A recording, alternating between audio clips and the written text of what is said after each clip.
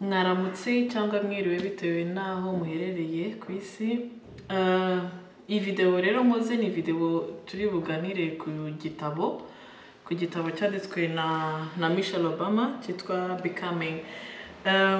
Iyi idea ikaba yaje biturutse ko ndi gukora follow up ya segment y'umukobwa w'inshuti yanjye kuri Instagram page yiwe, agiraho segment ahaganira ku bitabo byagiye byandikwa n'aba wenda se abanyafrika cyangwa se abandi bantu ku mpande z'isi bafite baba influencers. Rero kuri iki gitabo cya Michelle Obama, ni igitabo ntabwo ari gito cyane, nubwo nanone ari kinini cyane. Nagisomye mu gihe kingana n'icyumweru kimwe, iminsi 3-4 gutyo, ntabwo icyumweru nako kigeramo neza.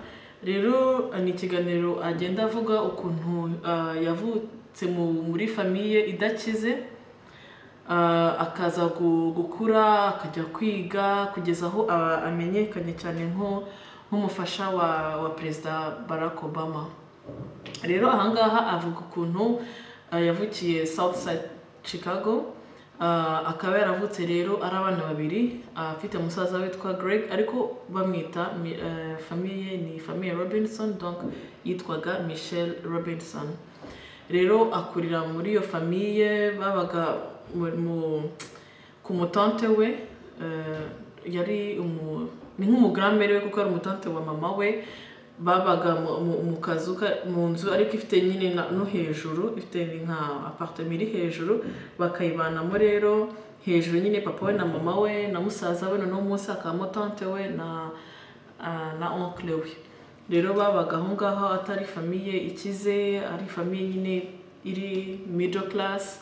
Rero agakura ari umukobwa uri sharp, navuga umukobwa ukunda kwiga, umukobwa wakundaga kumenya utuntu dushya, ku buryo yabaga no aho ngaho ku mutante we yari umwarimu wigisha piano, akagenda akiga piano. Mbese yahoze ari umuntu uri navuga uri curious, ushaka kumenya utuntu dutandukanye. Rero aza gukura akomeza amashuri yiwe, avuga ukuntu yagiye kwiga ibijyanye n'amategeko, aza no gukora nyine aza kuba umunyamategeko, akaba ari naho yahuriye rero na Perezida Barack Obama, nawe bakorana ahantu hamwe. Ubwo rero bakora mu gihe nyine ari gukora, Barack Obama barakundana, ariko aza kwinjira mu bintu bya politike, aramusapotinga. Igihe Barack Obama ari n'umusenateur ashaka kwiyamamaza kuba perezida, aramushyigikira. Rero avuga ukuntu rutari urugendo nyine rworoshye, rutari urugendo nyine bitewe n'amagambo nanone abantu babavugagaho, kuba barabirabura, kuba nyine atarashyigikirwaga n'abantu wenda expectinga ko bamushyigikira. Byose nyine agenda bivuga muri kino gitabo. Rero akongera no kuvuga ukuntu noneho ubuzima bwabo bwahindutse, bava muri White House basubira mu buzima nyine busanzwe, nyine batakiri mbese atakiri first lady. Noneho akavuga ukuntu ari ibintu byamugoye, byagiye bimutungura mbese, ariko akaba yari amaze iminsi mike mbere y'uko bava muri White House, ari ibintu nyine baganira n'umugabo we, ari ibintu bagerageza nyine kumva yuko bitazaba bigoye. Ariko umunsi habayeho inauguration, ubwo nyine habaho guhinduranya, Perezida Donald Trump yinjira muri White House, noneho Perezida Barack asohokamo. Bavuga ukuntu nyine yagize mixed feelings cyane, mbese kubabara nanone kwishima. Noneho akaba yari afite abana b'abakobwa babiri bagiye muri White House, ari abana batoya cyane, n'ubu bakabungu ari abakobwa b'inkumi. Ubuzima bwabo mbese basically bwari barakuriye muri White House, afite abantu babareze, ibintu nk'ibyo. Akaba ari nka moment yamugoye cyane mu buzima bwiwe, nubwo wenda nanone yumvaga aruhutse cyane, kuko umugabo we yahoraga ari umuntu ufite umutwaro w'igihugu ku mutwe we, umutwaro w'isi ku mutwe we, ariko noneho akumva ko batakiri muri politike cyane, hari ubwo wenda bigiye kumufasha mu kuruhuka, ko namwe mwabyumva bitoroshye kuba perezida w'igihugu gikomeye nka Amerika, kuba umufasha we ntabwo byari ibintu byoroshye. Noneho avuga ukuntu barasohotse nyine muri White House bari mu yindi nzu, noneho baramaze igihe nta n'abaturanyi bafite, ahantu bari mu cyumba bari bafite abaturanyi, bari basubiye mu buzima busanzwe, kugeza n'aho nyine kubona abantu bacaho bataha ari ibintu byamutunguraga cyane, kugeza n'aho n'imbwa bagiraga imbwa, noneho imbwa zabo ntabwo zari zimenyereye kumva izindi mbwa zimoka, kuko nta zindi mbwa nyine zabaga aho hafi aho babaga muri White House, nta zindi mbwa zabaga zihari,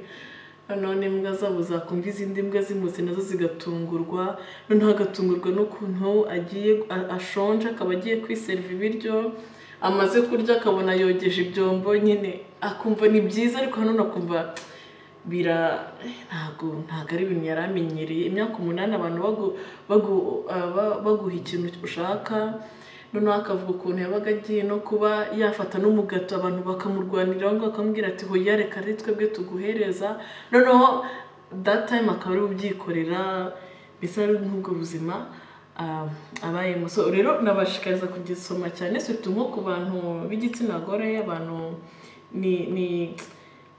bigaragaza ingufu umugore agira muri societe, ingufu umukobwa ashobora kuba yagira muri societe, kuko urugendo Michelle Obama nubwo wenda abantu bamubonaga kuri TV, kuri social media, bona ari ibintu wenda byoroshye, bityo avugamo ukuntu ubuzima bwe bwari bumugoye, kuba first lady, kuba ari umwirabura, kuba abasha kumanaginga umugabo wari mu president afite abana b'abakobwa nabo ugomba kureberera, byose nyine bikaba bikubiye muri iki gitabo. Rero nabashikariza mwese kugisoma. I think umuntu yakibona simbizi bitewe n'impande zisoma abantu baba baherereyemo, ariko ntekereza ko kuri internet wakibona, kuri Amazon ushobora kukibona, ndatekereza libraries wenda zishobora kuba zifite ama novels bagerageza nabo abantu bakibonera. So that's it kuri uyu munsi, ni resume nari mbakoreye ya Becoming. So next time tuzaganira ku gitabo kindi mfite hano cy'umu social influencer witwa Vex King. Cyo ntago ndagisoma, ariko nzi neza yuko ari igitabo cyiza nyine cyigisha abantu kugira self love. Ubwo nicyo tuzavugaho ubutaha. So thank you so much.